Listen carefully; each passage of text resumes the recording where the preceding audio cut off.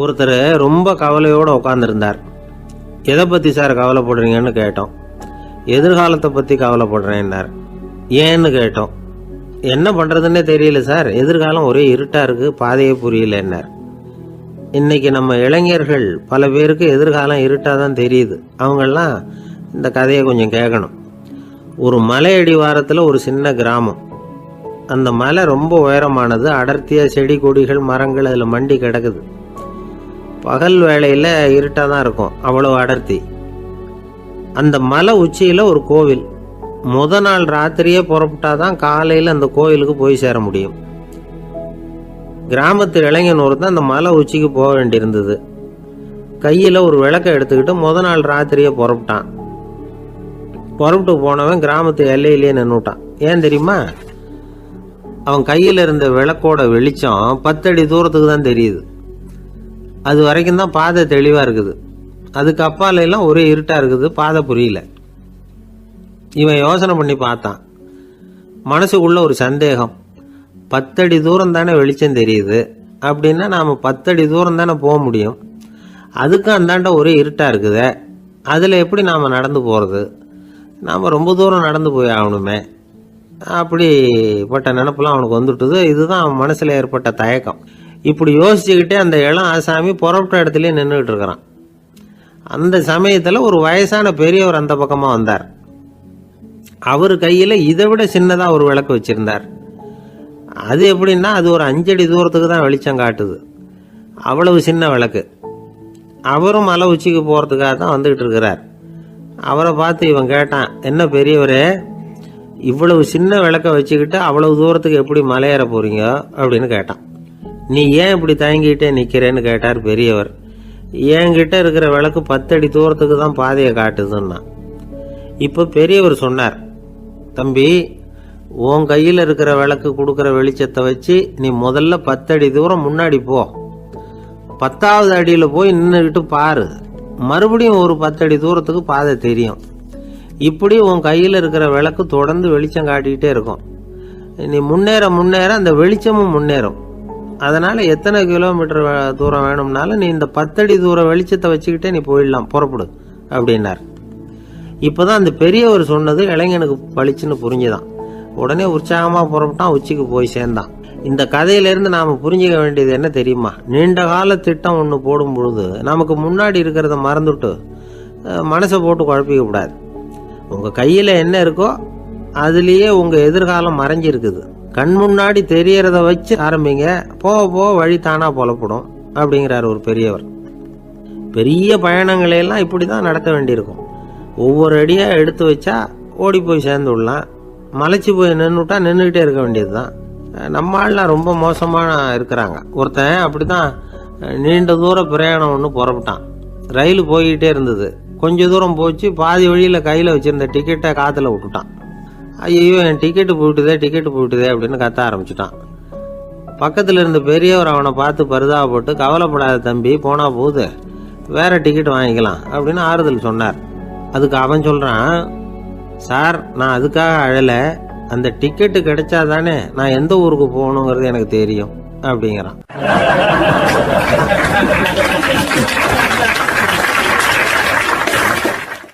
ஒரு குரு, இளம் சீடர்கள் எதிரில் உட்காந்துருக்கிறாங்க. குரு பாடம் நடத்திக்கிட்டு இருக்கிறார். சீடர்களுக்கு ஒரு ஆசை, அதாவது ஒரு முக்கியமான மந்திரத்தை நம்ம குருநாதர்கிட்ட இருந்து கற்றுக்கணும் அப்படிங்கிறது அவங்க ஆசை. அது என்ன மந்திரம்னா, இறந்தவரை உயிர்ப்பிக்கக்கூடிய புனித மந்திரம். அதாவது செத்தவங்களுக்கு மீண்டும் உயிர் உண்டாக்குகிற மந்திரம். குருவே, தயவு பண்ணி அந்த மந்திரத்தை எங்களுக்கு உபதேசிக்கணும் அப்படின்னு கேட்டாங்க. அது ரொம்ப ஆபத்தானது, அது என்னத்துக்கு உங்களுக்கு வேண்டாமேன்னாராம் குரு. எங்களுடைய நம்பிக்கை உறுதிப்படுறதுக்காகத்தான் கேட்குறோம், வேற ஒன்றும் இல்லை அப்படின்னு நாங்களாம் சீடர்கள். பக்குவப்படாத அறிவுங்கிறது ரொம்ப ஆபத்தானது அப்படின்னாராம் குரு. இது சீடர்களுக்கு புரியல.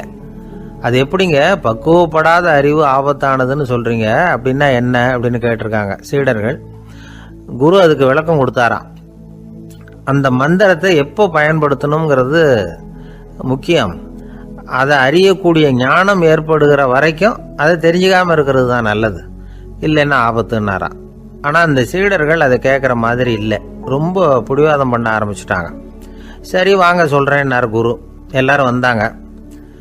அந்த புனித மந்திரத்தை அவங்களுக்கு ரகசியமாக உபதேசம் பண்ணார். உபதேசம் பண்ணிவிட்டு அவங்களுக்கு எச்சரிக்கையும் கொடுத்தார். இந்த மந்திரத்தை நல்லா ஆராய்ச்சி பார்த்ததுக்கு அப்புறம் தான் உச்சரிக்கணும், அவசரப்பட்டு எதுவும் செஞ்சிடக்கூடாது அப்படின்னு ஒரு தடவைக்கு பல தடவை எச்சரிக்கை கொடுத்தார். சரின்னு சொல்லிவிட்டு அவங்கெல்லாம் மந்திரத்தை கற்றுக்கிட்டு எழுந்திரிச்சு போயிட்டாங்க. ஒரு நாள் அந்த சீடர்கள் எல்லாம் மணற்பாங்கான இடத்துல அப்படியே நடந்து போயிட்டு இருக்கிறாங்க. ஒரு பாலைவன பகுதி மாதிரி ஒரு இடம். அங்கே ஒரு இடத்துல எலும்புகள் குவியலாக கிடந்தது. உடனே இந்த சீடர்கள் முன்ன பின்ன யோசிக்காம தியானமும் பண்ணாம அந்த மந்திரத்தோட பயனை சோதிச்சு பார்க்கணும் அப்படின்னு நினச்சிக்கிட்டு அந்த மந்திரத்தை உச்சரிக்க ஆரம்பிச்சிட்டாங்க. அவ்வளவுதான். உடனே என்னாச்சு தெரியுமா? அந்த எலும்புகள் எல்லாம் ஓநாய்களாக மாறி அவங்கள துரத்த ஆரம்பிச்சுட்டுது. சீடர்கள் எல்லாம் தலைதெறிக்க ஓட ஆரம்பிச்சிட்டாங்க. ஓநாய்களும் விடலை, அவங்கள துரத்தி பிடிச்சி கடிச்சு கொதற ஆரம்பிச்சுட்டுது. அப்போதான் அந்த சீடர்களுக்கு குரு சொன்ன அறிவுரையோட அர்த்தம் புரிஞ்சுது. பக்குவப்படாத அறிவு ஆபத்தானது அப்படிங்கிறது.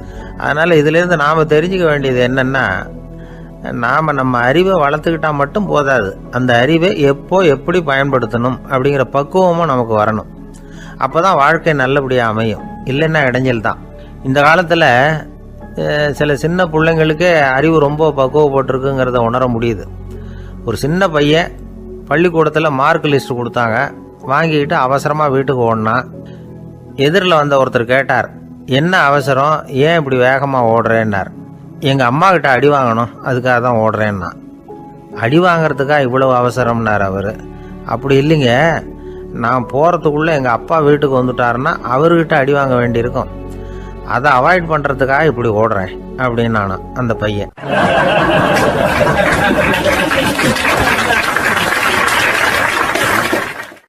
ஒரு தெருவில் சில சிறுவர்கள் விளையாடிக்கிட்டு இருந்தாங்க. ஏதோ ஒரு உயரமான கல்லை நடுத்தெருவில் வச்சு அதை சுற்றி சுற்றி ஓடி வந்துக்கிட்டு இருக்கிறாங்க. அது என்ன விளையாட்டோ அவங்களுக்கு தான் தெரியும். கொஞ்ச நேரம் அப்படி விளையாடிக்கிட்டு இருந்தவங்க விளையாடி முடிச்சதும் அந்த கல்லை நடுத்தெருவில் அப்படியே விட்டுட்டு அவங்கவுங்க வீட்டுக்கு ஓடி போயிட்டாங்க. அதுக்கப்புறம் அந்த வழியாக 2 பெண்கள் பேசிக்கிட்டே வந்தாங்க. பேச்சு சுவாரஸ்யத்தில் நடுத்தெருவில் இருந்த அந்த கல்லை கவனிக்கலை. காலில் இடிச்சுட்டுது, லேசாக ரத்தம் வந்துட்டுது, வலி தாங்கலை. காலில் இடிச்சுக்கிட்ட பொண்ணு திட்ட ஆரம்பிச்சுட்டுது. வர வர ஊர் உலகம் ரொம்ப கெட்டு போச்சு, யாருக்கும் பொறுப்பே கிடையாது பாரு, இப்படி நடுத்தருவில் பொறுப்பு இல்லாமல் இப்படி கல்லை போட்டு வச்சுருக்கிறாங்களே, இது நியாயமா அப்படின்னு சொல்லி இந்த சமூகத்தை கடுமையாக விமர்சனம் பண்ணிக்கிட்டு அவங்க போயிட்டாங்க. கொஞ்ச நேரம் கழித்து ஒரு வாலிபன் அந்த வழியாக வந்தான். அந்த கல்லை பார்த்தான், நின்னான், ஒரு நிமிஷம் யோசனை பண்ணான், என்ன பண்ணலாம்னு பார்த்தான். தன்னுடைய வீரத்தையும் பலத்தையும் காட்டணும்னு நினச்சான். பின்னாடி போனான். அப்புறம் வேகமாக ஓடி ஒரு சின்ன ஹை ஜம்ப் அப்படியே துள்ளி குதிச்சான். துள்ளி குதித்து தாண்டி அந்த பக்கமாக போய் விழுந்தான். அப்படியே விசில் அடிச்சுக்கிட்டு அவன் பாட்டுக்கு நடந்து போகிறான். அடுத்தபடியாக ஒரு காதல் ஜோடி அந்த வழியாக வந்தது. நடுத்தெருவில் கண்ணில் பட்டது. அவங்க 2 பேரும் ரொம்ப நெருக்கமாக சேர்ந்து வந்துக்கிட்டு இருக்கிறாங்க. நடுவில் கல் இருக்கிறதுனால கொஞ்ச நேரம் 2 பேரும் விலகி மறுபடியும் இந்த பக்கம் சேர்ந்து போகணும். கொஞ்ச நேரம் நாம் பிரிய வேண்டி இருக்குதே அப்படின்னு வருத்தத்தோட முணுமுணுத்துக்கிட்டே இந்த பக்கம் வந்தாங்க. அதுக்கப்புறம் வழக்கம் போல சேர்ந்து அவங்க பாட்டுக்கு எதிர்காலத்தை பற்றி கற்பனை பண்ணிக்கிட்டே போயிட்டாங்க. கடைசியாக அந்த வழியாக பார்வை இல்லாத ஒருத்தர் வந்துக்கிட்டு இருக்கார். அவர் கையில் வழக்கமாக வச்சிருக்கிற அந்த ஊன்றுகோல், கையில் இருக்கிற அந்த ஊன்றுகோலால் தனக்கு முன்னாடி அப்படியும் எப்படியும் அப்படியே தட்டிக்கிட்டு பார்த்துக்கிட்டே அவர் மெதுவாக நடந்து வந்துக்கிட்டு இருக்கிறார். வழியில் இருக்கிற அந்த கல் தட்டுப்பட்டுது. உடனே நடுத்தெருவில் ஒரு கல் இருக்குங்கிறத அவர் புரிஞ்சுக்கிட்டார். உடனே குனிஞ்சார், அந்த கல்லை தடவி பார்த்து எடுத்தார், தெரு ஓரமாக கொண்டுட்டு போய் போட்டார். அதுக்கப்புறம் அவர் பாட்டுக்கு அவர் வழியில் நடந்து போனார். இப்போது இதில் பல பேர் வந்தாங்க போனாங்க. இவங்களில் பார்வை உள்ளவங்க யார், பார்வை இல்லாதவங்க யார்? இப்படி ஒரு கேள்வி கேட்டால் என்ன பதில் சொல்ல முடியும்? கொஞ்சம் யோசிச்சு பார்த்தா இன்னைக்கு பல பேர் இப்படி தான் இருந்துகிட்டு இருக்கிறோம். ஒரு ஆள் பார்க்கறதுக்கு பெரிய மனுஷன் மாதிரி இருக்கார். ஒரு தெரு வழியாக நடந்து வந்துக்கிட்டு இருந்தார். இருட்டு நேரம். வழியில் ஒரு பெரிய கல் கிடந்தது, கருங்கல். பார்த்தார், கொஞ்ச நேரம் யோசிச்சார்.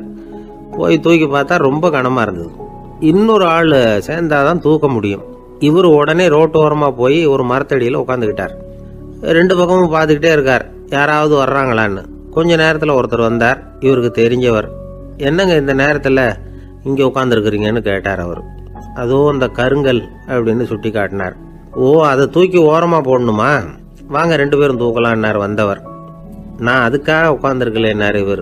பின்ன வேற எதுக்காகன்னார் அவர்.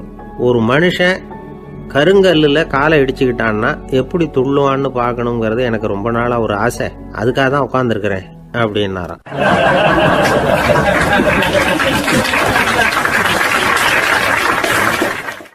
இந்த உலகத்தில் எல்லாருக்கும் மகிழ்ச்சி தரக்கூடிய ஒரு பொருள் எது? இது ஒரு முக்கியமான கேள்வி. இந்த கேள்விக்கு பொருத்தமான ஒரு பதிலை உங்களால் சொல்ல முடியுமா? அதாவது கொஞ்சம் யோசிச்சு பார்த்தா பணம்னு சொல்லலாமா? இப்போ கையில் காசு இல்லாதவங்ககிட்ட ஒரு 10 ரூபாயை கொடுத்தா அது அவனுக்கு சந்தோஷத்தை கொடுக்கும். ஏற்கனவே வருமான வரி பிரச்சனையில் சிக்கி இருக்கிறவர்கிட்ட இன்னும் கொஞ்சம் பணம் இருந்தாங்கன்னு சொல்லி கொடுத்தோம்னா அது அவருக்கு சங்கடத்தை தான் கொடுக்கும். அதனால் அந்த கேள்விக்கு பணங்கிறது பொருத்தமான பதிலாக இருக்க முடியாது. கேள்வி என்னன்னா, இந்த உலகத்தில் எல்லாருக்கும் மகிழ்ச்சி தரக்கூடிய ஒரு பொருள் எது? சரி, இனிப்புன்னு சொல்லலாமா? ஏன்னா எல்லாருக்கும் இனிக்க தானே செய்யும். அதுலேயும் ஒரு சிக்கல் இருக்குது. சர்க்கரை வியாதிக்காரங்களுக்கு அது என்ன சந்தோஷத்தையாக கொடுக்கும்? ஆக எல்லாருக்கும் வேறுபாடு எதுவும் இல்லாமல் மகிழ்ச்சியை கொடுக்கக்கூடியது வேற ஏதோ ஒன்று இருக்குது. அது என்னன்னு கண்டுபிடிக்கணும். அதுதான் இன்றைக்கி தகவல். இப்போ அதை கண்டுபிடிக்கணும்னா இந்த கதையை கேட்கணும். அது என்ன கதைன்னா, ஒரு ஊரில் ஒரு ராஜா இருந்தார்.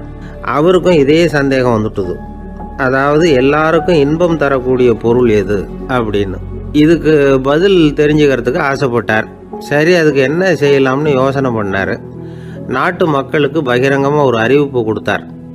நம்ம நாட்டு மக்கள் இன்பம் தரக்கூடிய பொருள் எதுன்னு நினைக்கிறாங்களோ அதை கொண்டுகிட்டு வந்து அரண்மனையில் உள்ள கண்காட்சி மண்டபத்தில் வைக்கலாம். அப்படி அவங்க வைக்கிற பொருள்களில் எது எல்லாருக்கும் இன்பம் தரக்கூடியதாக இருக்குமோ அதை வச்சவருக்கு 1000 பொற்காசுகள் பரிசு அப்படின்னு அறிவிப்பு கொடுத்துட்டார். ஜனங்கள் இந்த அறிவிப்பை கேட்டாங்க. அதுக்கப்புறம் சும்மா இருப்பாங்களா? 1000 பொற்காசுன்னா சும்மாவா?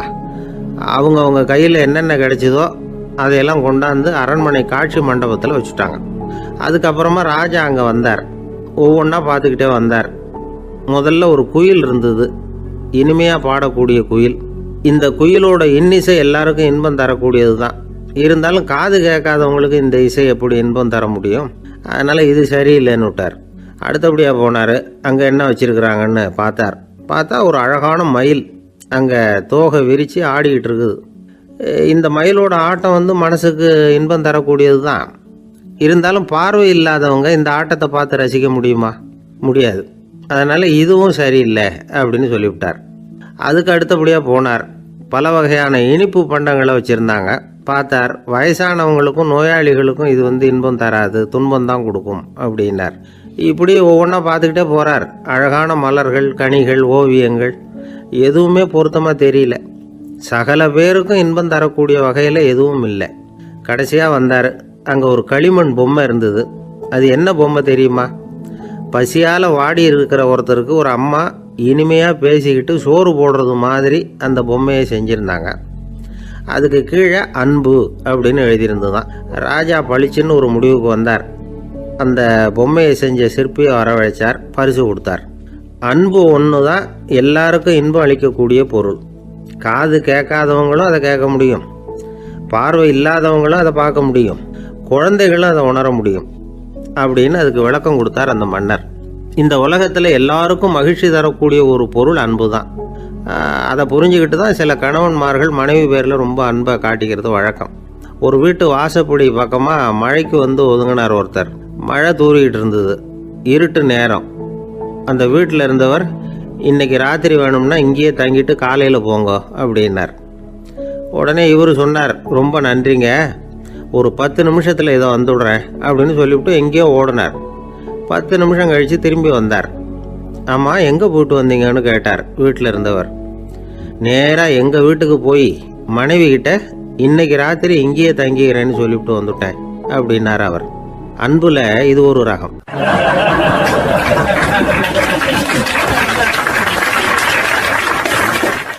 ஒரு நாள் ஒரு தகப்பனார் தன்னுடைய பிள்ளையை அழைச்சிட்டு வந்தார்.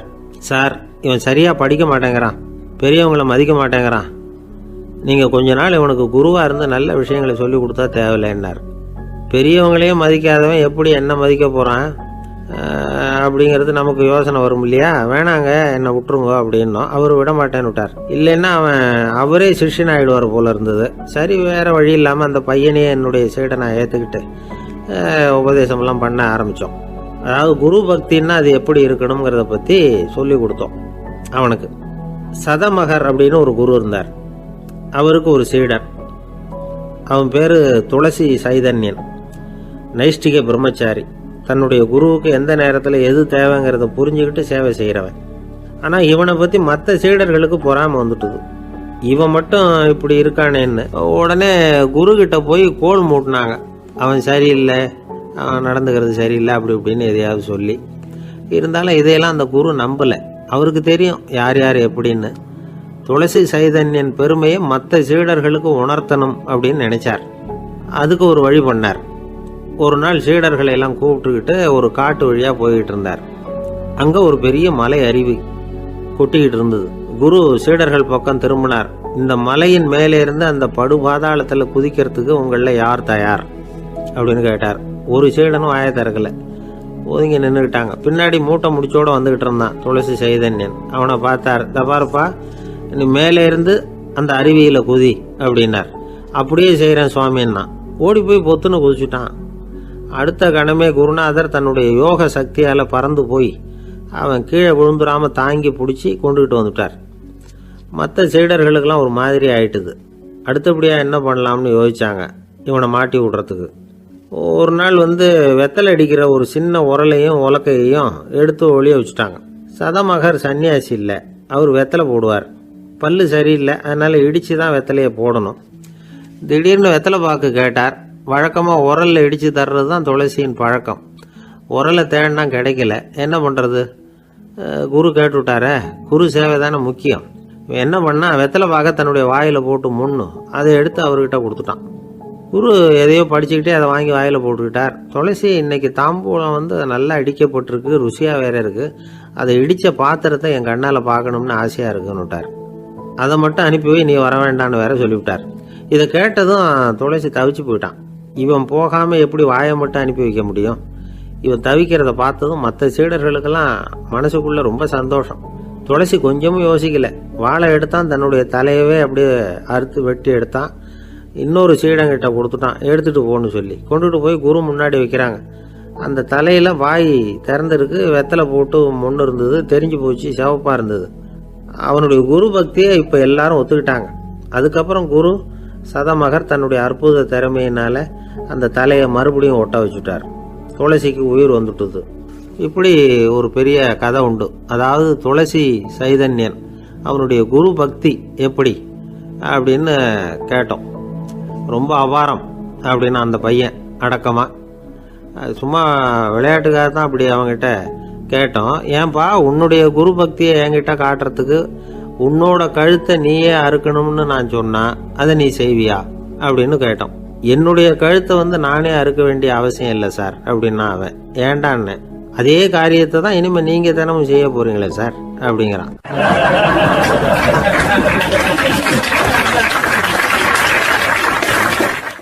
இந்த உலகத்தில் எவ்வளவோ உயிரினங்கள் இருக்குது. ஒவ்வொன்றும் ஒவ்வொரு விதமாக சண்டை போடுது. இப்போ 2 மாடு சண்டை போட்டுக்குதுன்னு வச்சுக்கோங்க, என்ன பண்ணும்? 2 முட்டிக்கும். அதுக்கு சண்டை போடுறதுக்கு ஆயுதமாக உபயோகப்படுறது அதோட கொம்பு. 2 சேவல் சண்டை போட்டுக்குதுன்னு வச்சுக்கோங்க, அதுக்கு ஆயுதமாக உபயோகப்படுறது அதோட கால் நகம். காலால் தான் அது ஒன்றோட ஒன்று சண்டை போட்டுக்கும். ஆனால் 2 மனுஷன் சண்டை போட்டுக்கிறான்னு வச்சுக்கோங்க, இவன் இன்னதை தான் ஆயுதமாக உபயோகப்படுத்துவான்னு குறிப்பிட்டு சொல்ல முடியாது. கல்லை எடுப்பான், கத்தி எடுப்பான், துப்பாக்கி எடுப்பான், என்ன வேணாலும் பண்ணுவான். வாயால் திட்டுவான், கையால் அடிப்பான், காலால் உதைப்பான், சகலகலா வல்லவன். விலங்குகள்லாம் பொதுவாக வாயை சாப்பிட்றதுக்கு மட்டும்தான் உபயோகப்படுத்துது.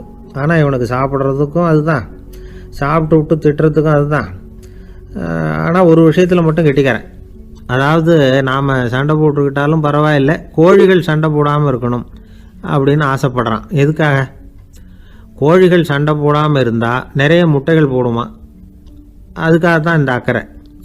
கோழி பண்ணை வச்சிருக்கிறவங்களுக்கு இது ஒரு பெரிய பிரச்சனை. அதாவது பண்ணையில் இருக்கிற கோழிகளுக்குள்ளே அடிக்கடி சண்டை வந்துடும், அதனால் முட்டை உற்பத்தி குறைஞ்சிரும். சரி, இதுக்கு என்ன பண்ணுறது?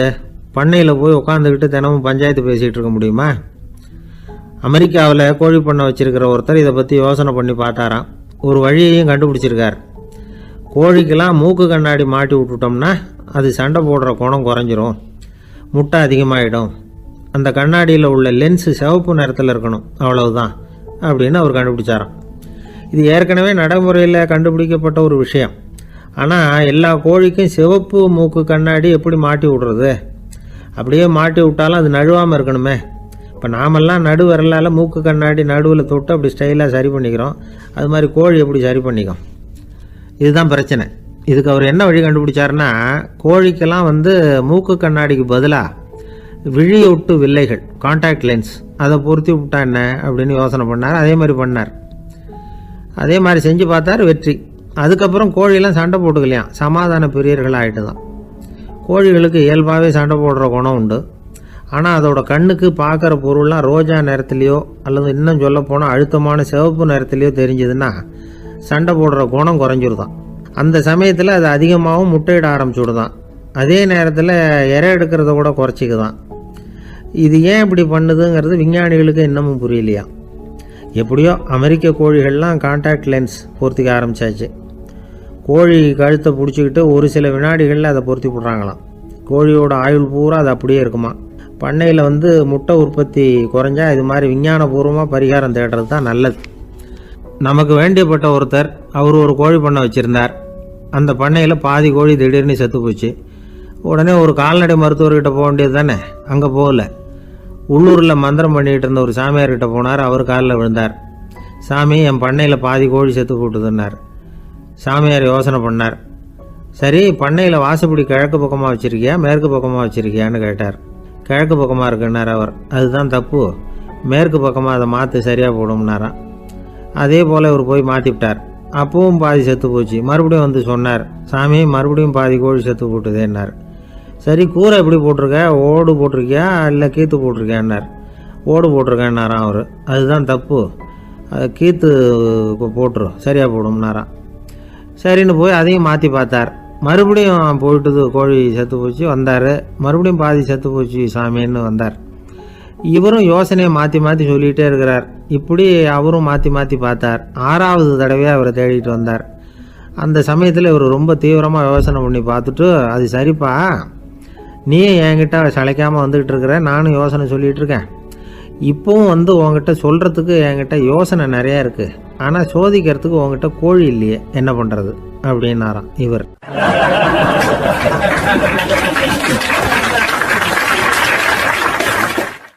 ஆசைப்படுறதுல தப்பு இல்லை.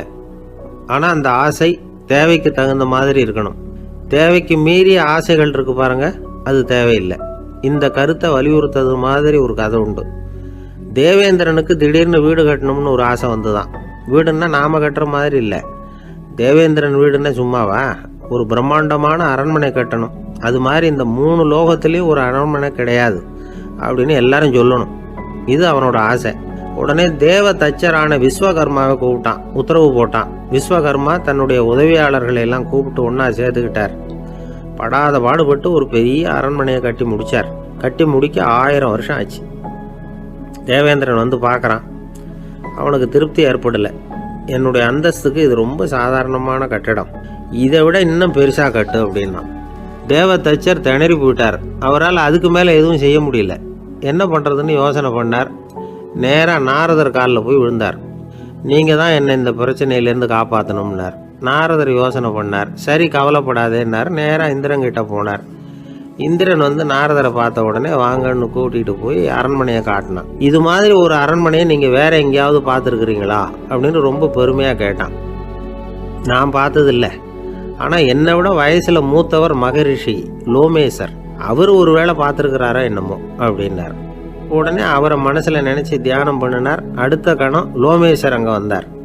இடையில ஒரு சின்ன துண்டு, கையில் ஒரு கமண்டலம், தலையில் ஒரு பாய், அவ்வளவுதான் அவர்கிட்ட இருந்தது. எதுக்காக தலையில் இந்த பாய் அப்படின்னு கேட்டான் இந்திரன். என்ன மாதிரி அற்ப ஆயுள் உள்ள ஒரு ஜீவன் தனியாக வீடு கட்டிக்கிட்டு திண்டாடணுமா? இந்த பாய் தான் ஒரு வீடு மாதிரி எனக்கு நிழல் கொடுக்குது அப்படின்னார் அவர். என்னது, உங்களுக்கு அவ்வளவு கொஞ்சமான ஆயுளா அப்படின்னு ஆச்சரியத்தோடு கேட்டான் இந்திரன். ஆமாம், இதை பாரு, என்னுடைய மார்பில் ஒரு பொற்காசு அளவுக்கு ரோமம் உதிர்ந்துட்டுது. எப்போ என் உடம்புல உள்ள எல்லா ரோமமும் உதிர்ந்துருமோ அப்போ என்னுடைய ஆயுள் முடியும் அப்படின்னார். எப்போ அந்த ரோமங்கள் பூரா உதிரும்னு கேட்டான் இவன். ஒரு பிரம்மா மறைஞ்சதும் ஒரு ரோமம் உதிரும். என் உடம்புல உள்ள ரோமங்களின் எண்ணிக்கை எவ்வளவோ அவ்வளவு பிரம்மாக்கள் தோன்றி அவங்க ஆயுள் முடியும் பொழுது என் உடம்புல உள்ள ரோமங்கள் பூரா உதிரும் அப்படின்னார். அப்படின்னா ஒரு பிரம்மாவோட ஆயுள் எவ்வளவு காலம்னு கேட்டான்.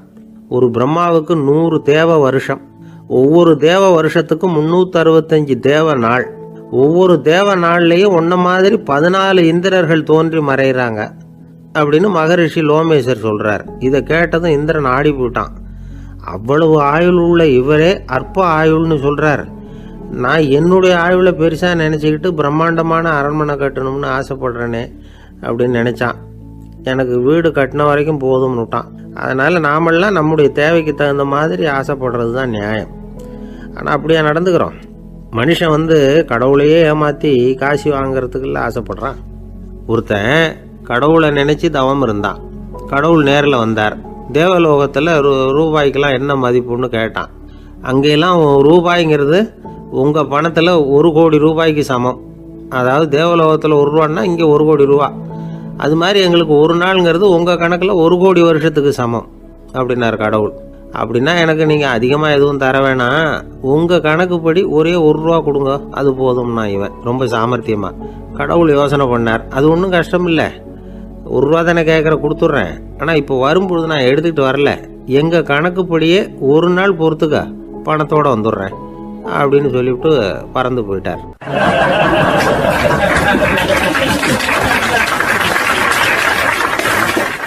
பறந்து போய்கிட்டு இருந்தார். அவர் தோளில் ஒரு பெரிய துணி மூட்டை, அதை சுமந்துக்கிட்டு கடத்தெருவை நோக்கி அவர் போய்கிட்டு இருக்கிறார். வழியில் அவரை சந்திச்சார் உமர். அவர் கேட்டார், கலீஃபா அவர்களே, எங்கே புறப்பட்டுட்டீங்க அப்படின்னு கேட்டார். கலீஃபான்னா ஆட்சி தலைவர்னு அர்த்தம்.